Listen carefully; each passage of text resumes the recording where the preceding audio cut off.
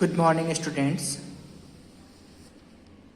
अभी हम लोग एसएसटी में हिस्ट्री लेसन 3 द दिल्ली सल्तनत पढ़ रहे हैं। उसी का आज मैं जो टॉपिक एक्सप्लेन करने जा रहा हूँ वो है एडमिनिस्ट्रेशन ऑफ द सल्तनत। रनिंग द दिल्ली सल्तनत was not an easy job, and the sultanate faced many problems. Defeated rulers like many of the Rajput rulers often revolted against the Turkish rule. Delhi सल्तनत को चलाने वाले सल्तनत का प्रशासन एक आसान काम नहीं था। मतलब दिल्ली सल्तनत का जो प्रशासनिक व्यवस्था था उसको चलाना, उसकी प्रशासनिक व्यवस्था करना वो एक आसान काम नहीं था और सुल्तानों को कई समस्याओं का सामना करना पड़ता था। Nobles conspired to overthrow sultans, and there were several Mongol invasions from Central Asia. Let us take a closer look at some of the measures that the Sultan took to establish a strong government. इसमें क्या हुआ कि प्रास शासक जैसे कई राजपूत शासकों ने अक्सर तुर्की शासन के खिलाफ विद्रोह किया। ठीक है, फिर नोबल्स ने सुल्तान को उखाड़ फेंकने की साजिश रची और मध्यम अस्त से कई मंगोल आक्रमण हुए। ठीक है, फिर इसमें से कुछ उपायों पर ध्यान दिया गया जो सुल्तान एक मजबूत सरकार स्थापित करने के लिए तैयार हुए। Now the security of the throne. Security of the throne का मतलब होता है सिंहासन की सुरक्षा। जो सिंहासन है जो उसका सुरक्षा कैसे किया जाए। To help him remain in power and to overcome his enemies, Iltutmish organise a group of 40 Turkish Bandagan slave officers. The group was called the Bandagan ई तुर्क चिहालगनी और चलीशाज इन शॉर्ट। अब इसमें क्या हुआ, उसे सत्ता में बने रहने और अपने दुश्मनों से उबारने में मदद करने के लिए इल्तुतमिश ने 40 तुर्की वंदगाना का एक संगठन बनाया। ठीक है, समूह को वेंडन ई तुर्की चिहलतेग कहा जाता था। उस समूह का नाम दिया गया वंदगन ई तुर्क।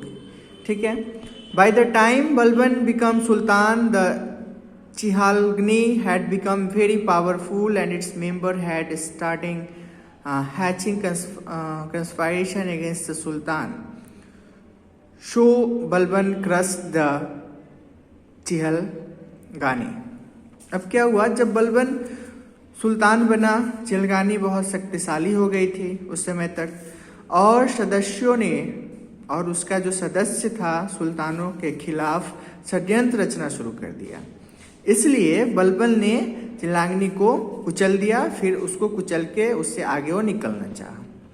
He introduced a strict discipline in the court that included the Persian customs of the Jaminbosh, that is lying flat on one's face before the Sultan to show perfect. उसके बाद क्या हुआ, वो जो उन्होंने अदालत में सख्त अनुशासन की परिचय दी। वो जो क्या हुआ, बलबन ने फिर उसके बाद अदालत में एक सख्त अनुशासन मतलब स्ट्रिक्ट डिसिप्लिन का वो ऑर्डर दिए। ठीक है, इसमें जामिनबोश का फारसी रिवाज शामिल था। ठीक है, यानी सम्मान दिखाने के लिए सुल्तान के सामने किसी को चेहरे को उसके सामने झुकाना पड़ता था। किसी को अगर सम्मान दिखाना है तो उसके सामने उसका चेहरे को झुका करके दिखाना पड़ता था। ठीक है,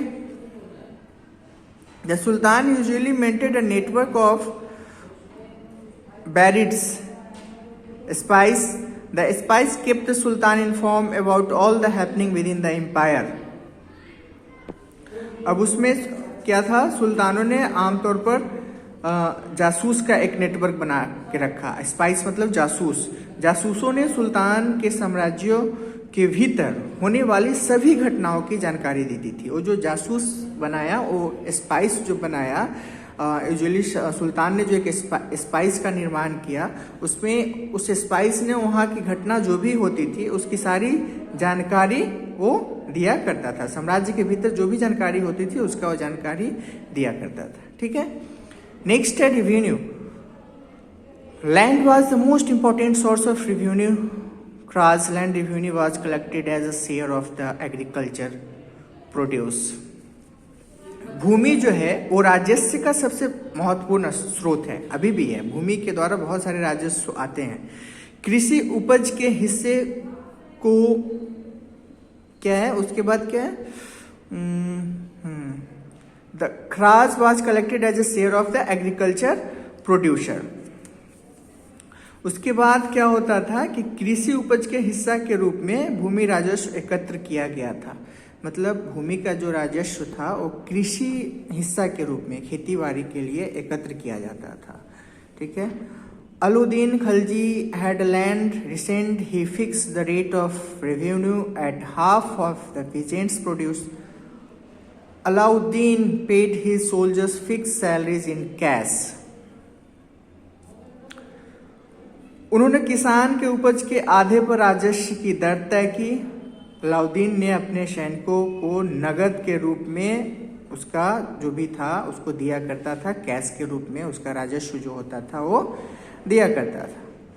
ठीक है, अपने सोल्जर को। So in most place revenue had to paid in cash. इसलिए ज़्यादातर जगहों पर रेवेन्यू जो है वो कैश में ही दिया जाता था, रुपया में।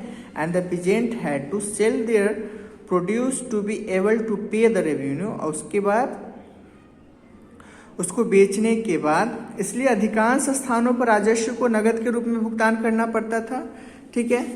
फिर उस संधि, उसके बाद क्या, वहाँ का जो भी राजस्व था उसको so in most place revenue had to paid in cash. ज़्यादातर लोगों पे, अधिकांश जगहों पे राजस्व को कैश के रूप में दिया जाता था। ठीक है। राजस्व के रूप में एकत्रित अनाज को प्राकृतिक आपदा, जैसे कि इसमें फिर आगे कि and peasant had to sell their producer to able to pay revenue. Grain collected as revenue was stored in granaries to meet the natural crisis and the famine and floods. उसके बाद क्या होता था, जो भी अनाज बेचने के बाद जो रेवेन्यू आता था वो तो कैश के रूप में दिया जाता था। फिर ग्रेन, कुछ अनाज को राजस्व के रूप में एकत्रित करके रखा जाता था। जैसे कोई प्राकृतिक आपदा हुई, भूकंप आया, या फिर ऐसा कुछ हुआ, बाढ़ ही आ गया, कोई भी प्राकृतिक आपदा हो जिससे कि वहाँ की फसल ना हो सके, राजस्व नहीं निकल सके, उसके लिए उसको स्टोर करके रखा जाता था वहाँ पे बहुत सारे अनाज को। ओके। तो अब नेक्स्ट जो टॉपिक है वो इक्तास है, मंगल पॉलिसी जो भी है, मोहम्मद बिन तुर्किश पॉलिसीज। तो इसको आप लोग खुद से पढ़िएगा। अगर इसमें कोई प्रॉब्लम हो किसी टॉपिक में, इसमें से जो भी टॉपिक है, तो वो आप हमसे पूछ सकते हैं और मैं उसका एक्सप्लेनेशन फिर कर दूंगा। तो इस तरह से मैं इस टॉपिक का एक्सप्लेनेशन आज एंड कर रहा हूँ। अगर मैं जो टॉपिक एक्सप्लेन किया हूँ इसके अलावा अगर आप लोग को कोई प्रॉब्लम हो तो आप मुझसे पूछ सकते हैं। Okay, thank you student.